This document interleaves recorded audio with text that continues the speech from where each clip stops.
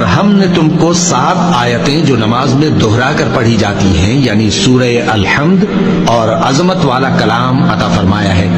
ہم نے کفار کی کئی جماعتوں کو جن کو فوائد دنیاوی سے نوازا ہے، تم ان کی طرف رغبت سے آنکھ اٹھا کر نہ دیکھنا اور نہ ان کے حال پر رنج و غم کرنا اور مومنوں کے ساتھ تواضع سے پیش آنا۔ توبہ کرنے والے، عبادت کرنے والے، حمد کرنے والے، روزہ رکھنے والے، رکوع کرنے والے، سجدہ کرنے والے، نیک کاموں کا امر کرنے والے اور بری باتوں سے منع کرنے والے، اللہ کی حدوں کی حفاظت کرنے والے، یہی مومن لوگ ہیں۔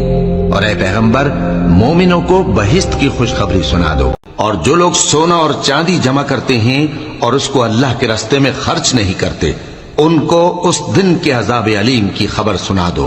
جس دن وہ مال دوزخ کی آگ میں خوب گرم کیا جائے گا، پھر اس سے ان بخیلوں کی پیشانیاں اور پہلو اور پیٹھیں داغی جائیں گی، اور کہا جائے گا کہ یہ وہی ہے جو تم نے اپنے لیے جمع کیا تھا، سو جو تم جمع کرتے تھے اب اس کا مزہ چکھو۔